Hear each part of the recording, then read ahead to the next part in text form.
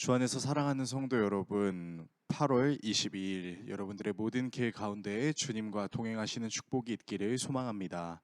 오늘 우리가 함께 묵상하실 하나님 말씀은 빌립보서 2장 5절에서 11절의 말씀입니다. 너희 안에 이 마음을 품으라 곧 그리스도 예수의 마음이니 그는 근본 하나님의 본체시나 하나님과 동등됨을 취할 것으로 여기지 아니하시고 오히려 자기를 비워 종의 형체를 가지사 사람들과 같이 되셨고 사람의 모양으로 나타나사 자기를 낮추시고 죽기까지 복종하셨으니 곧 십자가에 죽으심이라.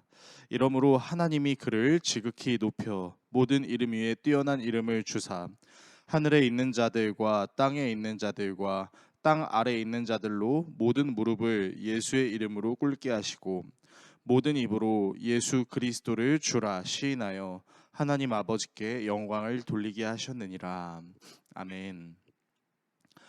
오늘 본문 5절에 기록된 문장 너희 안에 이 마음을 품으라 곧 그리스도 예수의 마음이니 라는 것을 원어로 풀이하게 되면 예수 그리스도 안에 있는 것을 너희도 추구하거나 얻으려고 애쓰거나 중요하게 여기라 라는 말입니다.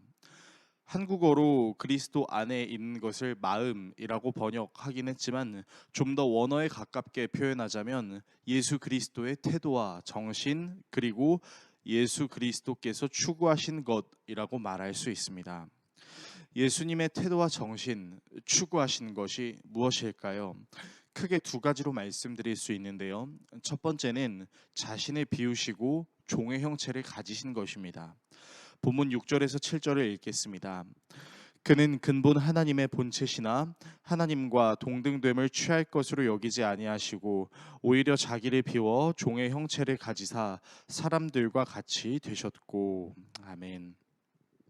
예수님은 그 자체로 하나님과 동일하신 존재이셨습니다. 예수님은 하나님과 같이 모든 것을 아시고 모든 것이 가능하시며 오류가 없으시고 어디에나 계시고 변하지 않으시며 영원하신 분이시지요. 그러나 그분은 자신을 보내신 하나님의 종과 같이 행동하셨습니다.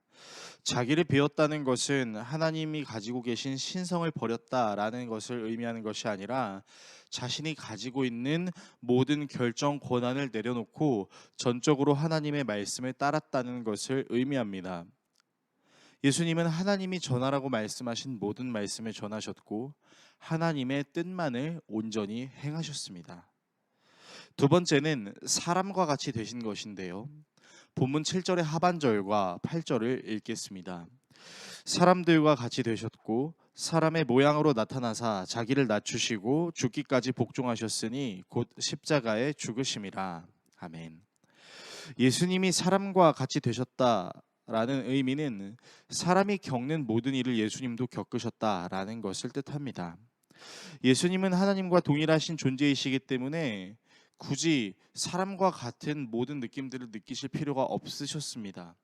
그러셨던 예수님이 사람과 같이 아기의 형체를 띠신 적도 배고픔을 느끼신 적도 슬픔과 고통을 느끼신 적도 있으십니다.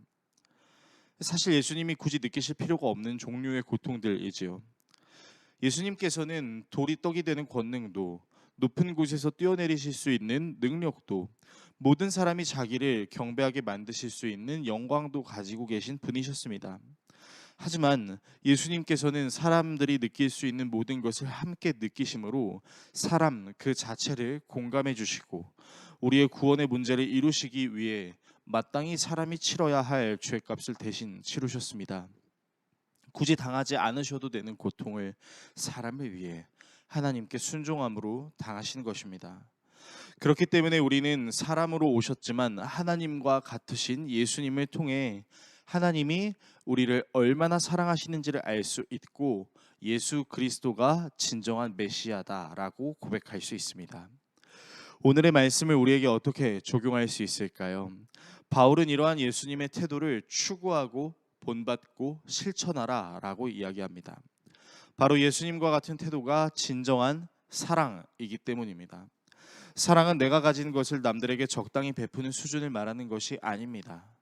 사랑은 내가 가진 것으로 타인을 판단하는 것이 아니라 타인을 위해 진정으로 공감하고 타인을 내 자신같이 여김으로 하나님 아버지의 마음을 타인에게 보여주는 것입니다. 우리에게 가장 큰 기쁨이 있다면 우리를 통해 상대방이 혹은 그리스도를 알지 못하는 사람이 하나님을 알게 되고 하나님의 마음을 깨닫게 되는 것입니다.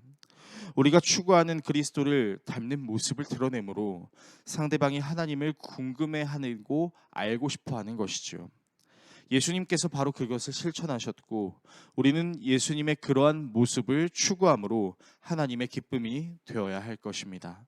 저와 여러분이 예수 그리스도의 마음을 추구함으로 이 땅에서 하나님의 나라를 드러낼 수 있는 거룩한 공동체가 될 수 있기를 예수 그리스도의 이름으로 축원합니다.